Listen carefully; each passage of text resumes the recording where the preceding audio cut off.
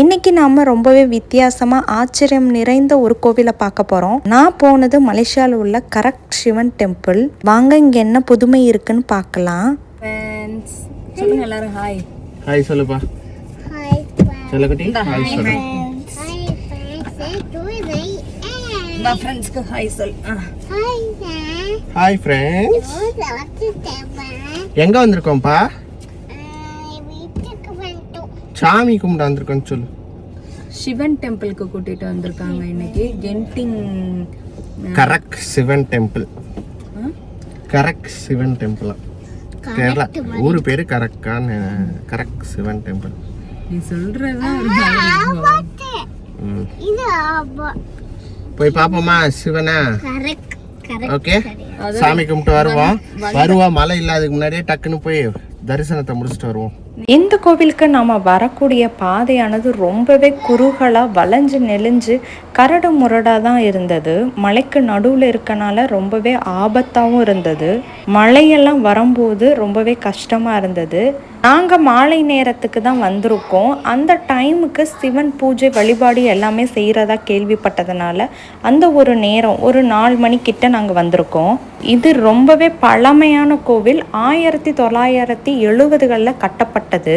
அண்ணாந்து பார்க்கக்கூடிய உயரத்தில் மிகப்பெரிய சிவலிங்கம் ஒன்று இங்கே இருக்கிறதாகவும் சொல்லியிருக்காங்க. சரி வாங்க அதையும் போய் நம்ம பார்க்கலாம்.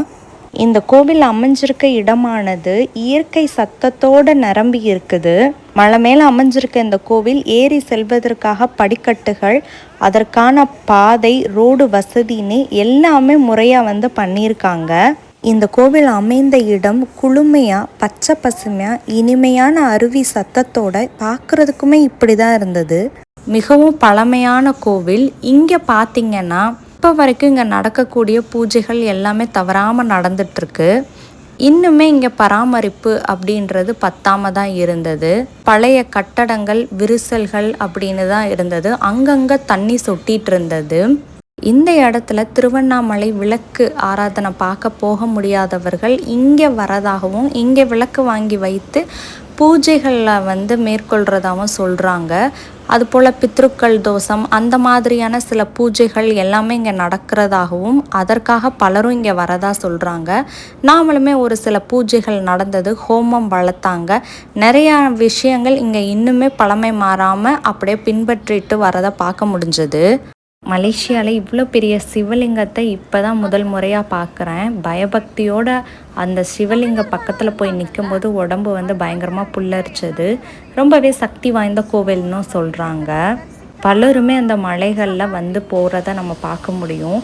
என்ன தான் மழை வந்துட்டு இருந்தாலுமே அப்பயுமே பக்தர்கள் இங்கே வந்துட்டு தான் இருந்தாங்க. பூஜைகளுமே தவறாமல் நடந்துக்கிட்டே தான் இருக்குது.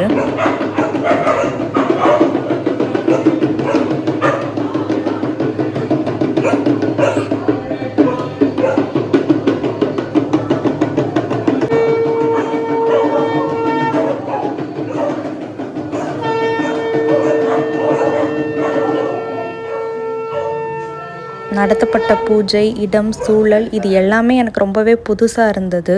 ஹோமகுண்டல தீ வளர்த்து மந்திரம் ஒழிக்க சங்கம் முழங்கும் போது நாய்கள் எல்லாமே கூட சேர்ந்து ஊளையிட்டது. அதை பார்க்கும்போது வினோதமாகவும் ஆச்சரியமாகவும் இருந்தது. 5 அறிவு ஜீவன்கள் பக்தியை வெளிப்படுத்துறது போல தோணுச்சு.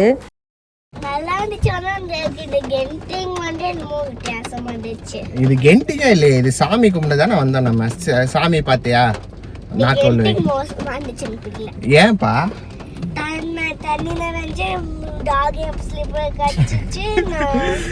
இவங்க மலையில ஃபுல்லா ஆட்டம் போட்டாங்க. சுத்தி சுத்தி ஃபீவர்னு படுத்துப்பாங்க. அப்புறம் போயிட்டு ஏமா மலையில இருந்தா ஏதோ சின்ன குழந்தை மாதிரி மலையில போயிட்டு சுத்தி சுத்தி விளையாடுறாங்க. வேற எப்படி நனைஞ்சிருக்காங்க,